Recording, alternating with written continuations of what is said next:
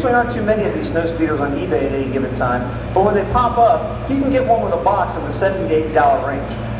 Now, of course, the snowspeeder was a perfect complement to the Hoth playsets. There were in total 4 different Hoth playsets, the most of either of the 3 worlds that were done.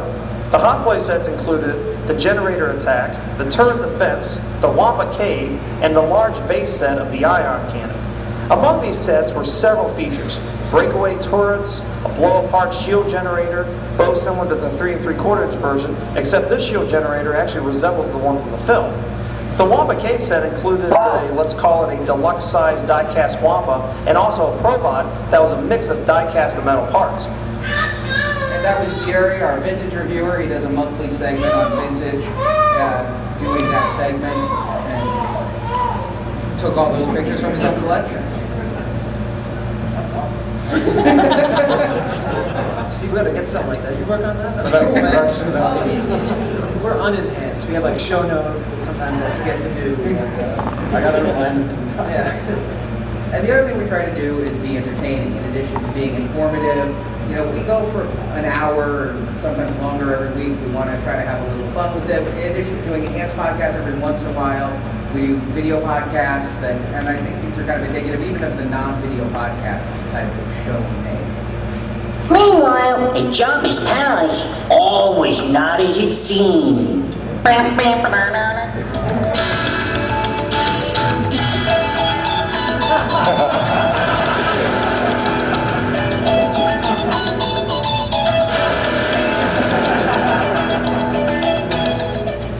Excellent, point. Do-do-do-do, bounce, bounce, bounce, do-do-do-do, bounce, bounce. Hey, listen, I don't want to move things too fast or anything, but I thought maybe I could get out the old Dremel tool and cut the bucket of bolts loose, and you and me can finally have some alone time, if you know what I mean.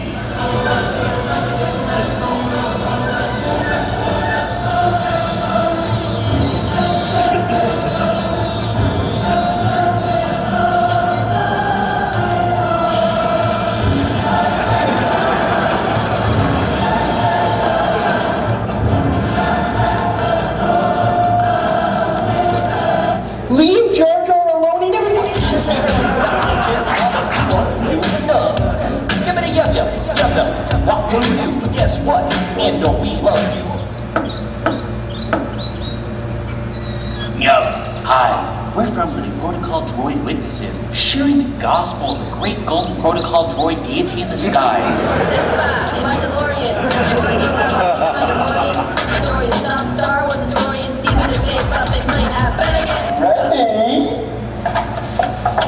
No, don't panic.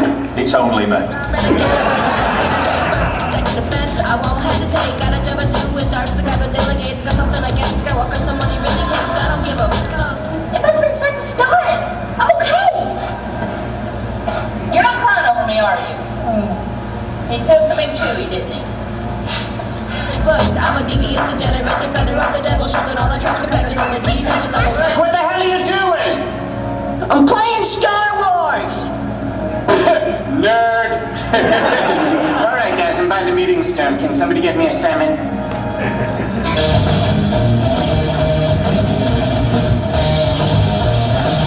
Star Wars Action News. Now that's a podcast. And all our entertainment comes from the vintage toys themselves. Now, I imagine if I say the words to almost anyone in this room, Walrus Man, you know what I'm talking about. If I say Hammerhead, maybe even Prune Face, you get it. Just the absurdity of the kind of old golden age of toys is what is really a lot of what drives the entertainment, the toys themselves. Steve, why don't you explain the monstrosity on the right? Well, that was a At left, go ahead. yeah. That was a Obi-Wan figure I found in a flea market in Kentucky, and it seems to have a whole new head sculpted onto it, or burned or something. And it's kind of started a collection of reject figures I've done. So any funky things like this, we try and give a plug, because it's just, you never know where it's going to come from. And it speaks to the nostalgia, which is also the entertaining part of it is we all remember playing with these toys as kids. And I know I used to tear up toys. I didn't do that kind of thing. I don't know what happened to that guy. He's probably in jail. And then on the other side, it's recently on the archive, actually Duncan, of course, unearthed this amazing C-3PO bath product. And let me see if let me give my dramatic reenactment of it. C-3PO thinks that anyone who doesn't luxuriate in his galactic bubbles is a space freak. So get it together and dive into his froth of far-out foam for a fun fantasy. Just pour one capful under the force, your taps. I mean, it's just beautiful, and all that stuff is out there to be found. Yes. So we're all space freaks. Have you guys seen the one that was put out with a couple of years ago, the Resident Sith, where you can use the force in the bathtub? No. Yeah. Maybe we need to do some more inter-podcasts. Yeah. Apparently they're encouraging little kids to use the force in the tub. Wow. Take that how you will. Yeah. Another big part of our show, we like to highlight listener collections. And a lot of times posts we made on Rebel Scum, and things can kind of get forgotten, or they can just get buried in posts before they're really seen by people. So it's kind of a way to refresh it and give it a spotlight that it's always going to be there.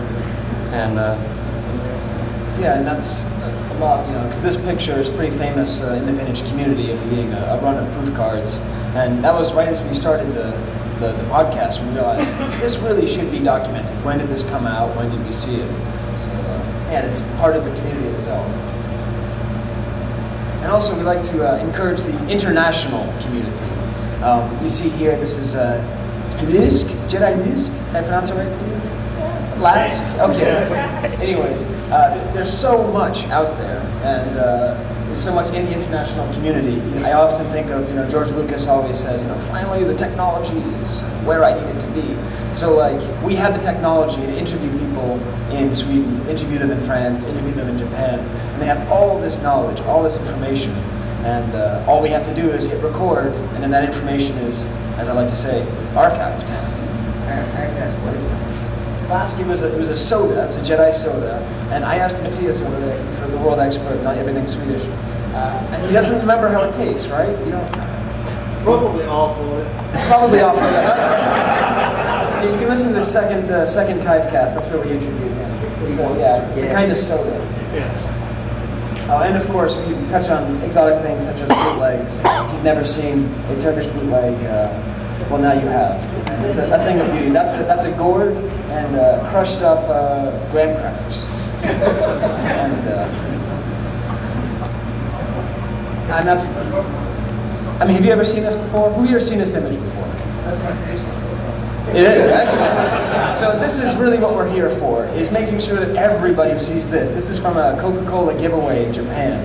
And look at that hair, And it's Steve's job and it's my job to make sure that we all see this, because Star Wars is so deep. If you don't see blow-dried Luke, or J-pop Luke as I call him, then you've lived not a complete life. I actually think that's what they modeled the 1995 Power of the Force 2. Yeah, I think you're right. Want to touch on the community? yeah, sure. One thing we like to do, where we only have done it once so far, we did a live show at one of our California club meetings, and that's actually kind of where the podcast came from, is when we started this club, and it was great to hear other voices. We try and get as many voices in our shows as we can, and this was up in Sacramento a couple months ago, at a famous Stormtrooper collection. And it was great. We got to have, I think, pretty much everyone in the picture got to be a part of the show in that one. Yeah, they all kind of jumped in with their area of expertise. One of them knew a lot about coins. I don't know anything about coins, and Steve knows some. And they was able to join in, so we also learn as we try and teach. We do a lot of work with the community also. We actually did a live show last year at Comic-Con on the Kotobukiya stage. That was utterly insane. The sheer amount of people there was just crazy. We'd read Steve Sansweet. We got Dan Milano, who does a lot of Robot Chicken, and Greg the Bunny Award, the AP Saw Award, the best show on TV right now. We do a lot of things like that. We've done live remotes from conventions. Toy Fair every year. Toy talking Fair. about the new product. If you're narcissistic and like to stop us, we will record you for the podcast. It's totally fine too. A lot of people love to hear themselves talk. I'm just saying, call us. We have ways to reach us. And Yeah, they're all on our website, swhnews.com.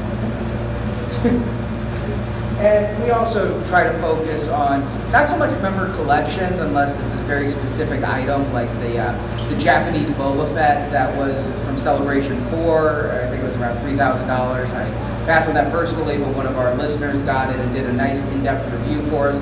But we do focus on displays of people's collections and how different ways to display it. Because when you buy all this stuff, you've got to put it somewhere other than a Rubbermaid tote, otherwise you're throwing your money away. So we do focus on the types of furniture people are finding and where we can get good furniture without spending $1,000 on furniture, because that's $1,000 you can spend on toys. So, and that's actually his own creation, what you're seeing there. yeah, that's our figure wrong. That's my favorite. These are just some pictures we've taken at Comic-Con Celebration. I know many people in this audience, and you guys all know me because you hear us talk about our life and collecting toys, and we've met some really great people who are our friends now due to this show. And we always try to get together with people at conventions and just hang out because that's what's fun. A lot of people come all by themselves. And you know what? If you find us, you'll never be alone because you'll meet someone else, run with us, doesn't matter. You've got someone to hang out with. A lot of people have ended up being friends because of the show. We have two people, Jerry and Dan, end up meeting and hanging out and being cool friends because of our show. We have listener get-togethers at conventions. Tonight, actually, we're having a huge party at one of the hotels here. We sold tickets for it. It's super exclusive. Not pink. I only have the only pink one. And just stuff like that. If we're going to a smaller con, we'll just say, hey, we're all going to go to dinner here, and people show up, and we just have dinner, have a great time, talk Star Wars, talk toys, and just wonderful. And also help each other collect. For example, if you've ever been to San Diego Comic-Con or downstairs, the lines are pretty crazy. Tag team. Yeah, we always help each other. What do you need? And people do it for us, we do it for them. Then take the list and go up, and if it's under the maximum, pick it up so that way they can go stand in a different line. I actually have someone I have a standing agreement with at Comic-Con. He goes to Hasbro, I do the Hallmark. And it works out great for both of us. I need minimal at Hallmark. I need minimal at Hasbro. Just need a little bit of Hallmark. It works great. And also, Steve, the Ginger Prince, waved a little earlier. He does our UK report. We try to bring in a lot of international collecting. Because while at the moment there aren't that many international exclusives, every so often there are. Lego did that little Lego set a day for a while there. But also to find what's coming out where in other countries. Are there variants on the card for the real completists who have to have every foreign language card? And we have listeners who've called in from Norway, Puerto Rico, Mexico, Brazil, New Zealand. For some reason we have a big New Zealand following. I do not understand, but I'm okay with that. I love it.